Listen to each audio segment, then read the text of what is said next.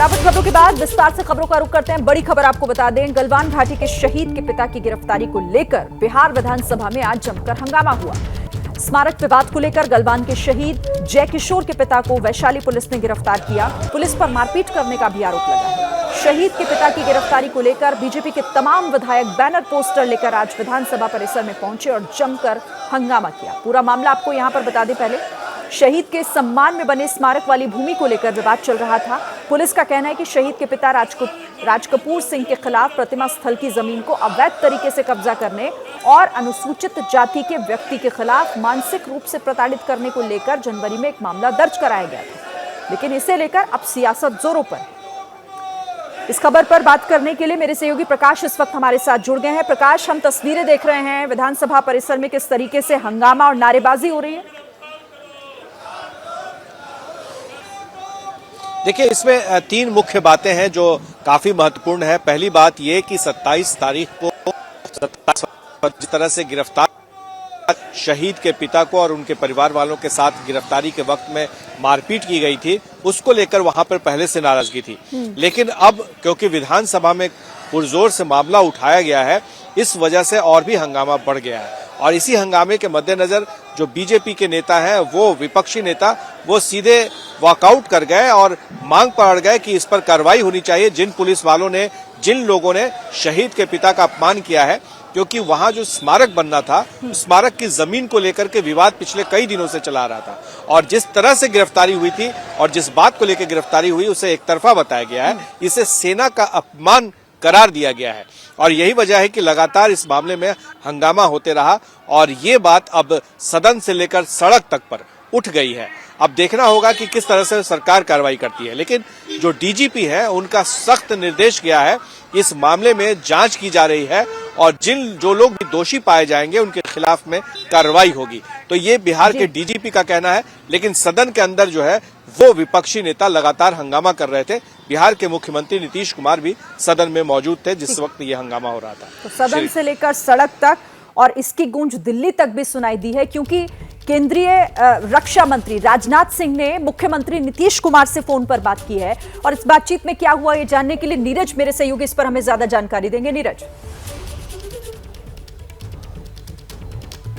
श्रीन, दरअसल ये मामला का जब सेना का आता है तो सेना अध्यक्ष और मामला रक्षा मंत्री तक जाता है और यही कारण है क्योंकि भारतीय जनता पार्टी की केंद्र में सरकार है। रक्षा मंत्री राजनाथ सिंह खुद अपने आप में बहुत सेंसिटिव नेता माने जाते हैं, तो उन्होंने मुख्यमंत्री नीतीश कुमार को फ़ोन किया और इस पूरे मसले पर उनसे जानकारी भी मांगी और उसके बाद ये भी कहा कि भाई ये ठीक नहीं है, क्योंकि सेना के परिवार की भी जिम्मेदारी हमारी बनती है। सेना का में अगर किसी ने अपनी शहादत दी है तो उसके परिवार के साथ ऐसा अन्याय नहीं होना चाहिए। तो मुख्यमंत्री ने उन्हें आश्वस्त किया है कि किसी प्रकार की कोई गड़बड़ी नहीं होने पाएगी, उनके साथ कोई अन्याय नहीं होगा और इस मामले को वो खुद मॉनिटर कर रहे हैं, जांच कर रहे हैं। तो फिलहाल सेना के प्रमुख होने के नाते रक्षा मंत्री राजनाथ सिंह ने उनको फ़ोन किया, उनसे बात की और इस पूरे मसले पर अपनी बात रखी कि शहीद के परिवार के साथ किसी प्रकार की जाति नहीं होनी चाहिए, अन्याय नहीं होनी चाहिए और इस पूरे मसले को सरकार अपने लेवल पर देखे।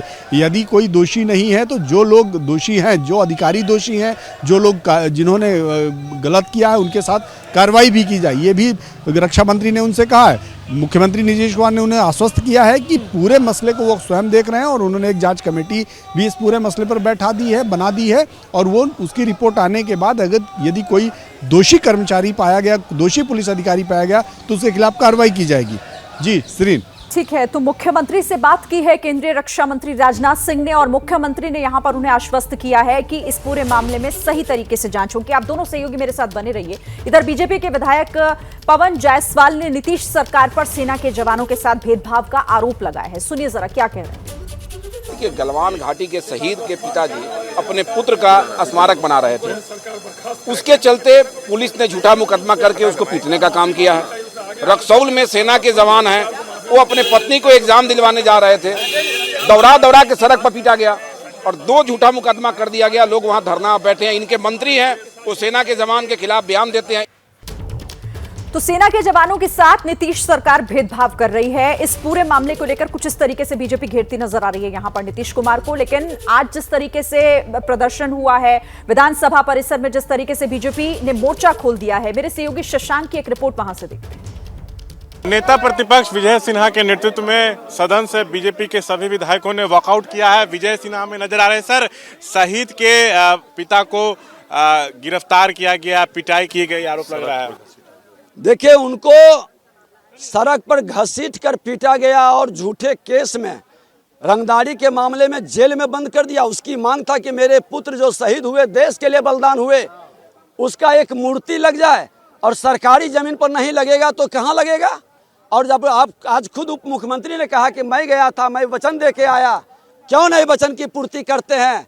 क्योंकि इनको अपराधियों, आतंकवादियों के प्रति सहानुभूति ज्यादा है। ये दुर्भाग्यपूर्ण, दुखद है। इस मामले पर मंत्री को भी जो सेना का अपमान किए थे, हमने माफी मांगने के लिए कहा।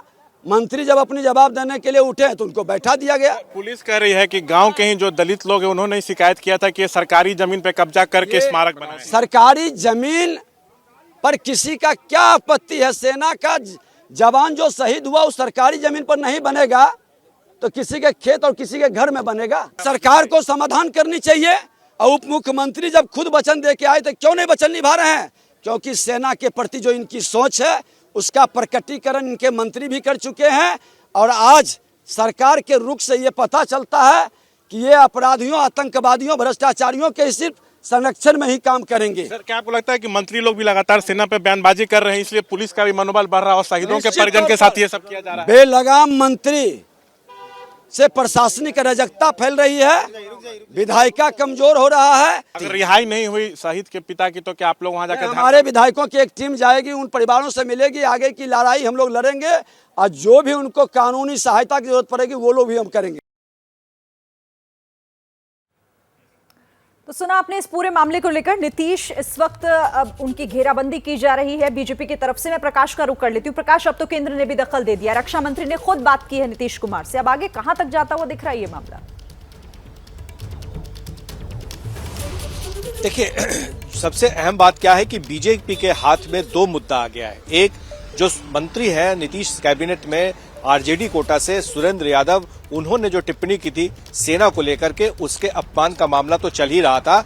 अग्निवीरों को उन्होंने आपत्तिजनक शब्दों का इस्तेमाल करते हुए कहा था कि ये वो उस कैटेगरी में आ जाएंगे। तो जाहिर है कि इसके पहले भी जो उनका बयान आया था सर्जिकल स्ट्राइक को लेकर के, वो तो मामला अभी ठंडा पड़ा भी नहीं था कि इस वक्त जो वैशाली में, जंदाहा में जो जिस तरह से घटना हुई है उसको लेकर के हमलावर है। देखिए, मैं एक बात याद दिलाना चाहता हूं। 2013 में जब नरेंद्र मोदी, तब उस वक्त प्रधानमंत्री नहीं बने थे, वो मुख्यमंत्री थे, बिहार में आए थे एक रैली को संबोधित करने के लिए गांधी मैदान में, तो वहां पर आतंकवादी हमला हुआ था और वहीं से काफी ज्यादा नुकसान झेलना पड़ा था बिहार के मुख्यमंत्री नीतीश कुमार को, जेडीयू के नेताओं को। आप देखिए, ये अजीब इत्तेफाक है कि एक बार फिर से 2024 से पहले 2023 में ऐसी ही घटना होती है, तो जाहिर है कि इसका फायदा बीजेपी ज्यादा लेना चाहेगी। ठीक है प्रकाश और नीरज, आप दोनों का बहुत शुक्रिया हमारे साथ जुड़ने के लिए और इस बातचीत के लिए। तो इस खबर पर नजर एबीपी न्यूज की रहेगी। और दिल्ली से एक दिल दहला देने वाली तस्वीर सामने आ रही है। चाकू की नोक पर एक महिला से लूट की वारदात सामने आई। घटना पंजाबी बाग इलाके की बताई जा रही है, जहां पर 25 फरवरी की रात करीब 10:30 बजे एक महिला को बदमाशों ने चाकू दिखाकर उसे लूट लिया। महिला ने किस तरीके से संघर्ष किया ये भी दिख रहा है इसमें, लेकिन बदमाश उसकी चेन और पर्स लूटने में कामयाब रहे और यहां से भाग गए। तस्वीरें आपके सामने हैं। पास ही लगे सीसीटीवी में सब कुछ रिकॉर्ड हो गया, किस तरीके से बदमाशों ने चाकू दिखाकर महिला को डराया और उसके बाद उससे उसकी चेन और उसका पर्स लूटकर यहां से भाग निकले।